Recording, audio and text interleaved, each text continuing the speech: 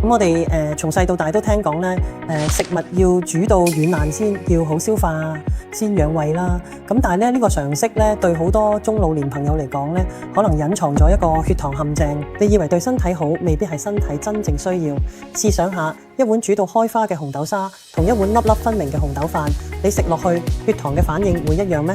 答案係完全唔同。咁前者咧可能係血糖急升嘅刺客，後者反而係平穩嘅朋友嘅。同一種食材，只係換咗個形態，身體嘅反應咧就天差地別。點解會咁呢？關鍵在於食物嘅物理結構。紅豆裏面嘅澱粉原本係被一層堅固嘅植物細胞壁保護住，好似關入一個用纖維素砌成嘅房入邊。當你食成粒紅豆，牙齒就好似錘仔咁，只能打爛一部分房，更多嘅房仍然完整，到咗腸道嘅消化酶咧要慢慢轉開細胞壁，先拎到澱粉出嚟變做葡萄糖。呢個過程就好似細水長流，血糖升得慢啊穩陣。但係如果你將紅豆打成沙，煮到爛晒，細胞壁完全破裂，澱粉直接赤裸裸暴露於外面，消化酶一湧而上，葡萄糖瞬間塞晒入血，血糖即刻急升。呢個唔係食材變質，而係接觸面積暴增咗幾千倍，好似燒木頭，成條木點唔着，但係變成木屑，一粒火就爆燃。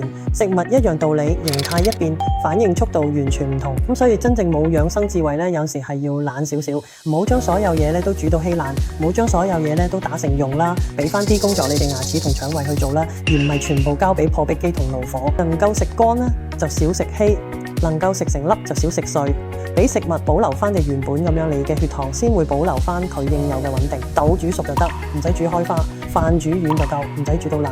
從今日開始做一個簡單嘅調整，俾翻啲咀嚼嘅責任你啲牙齒，俾食物保留咗原本嘅形態，冇俾你啲胃太得閒，睇得你啲胰島可能就要過勞啦。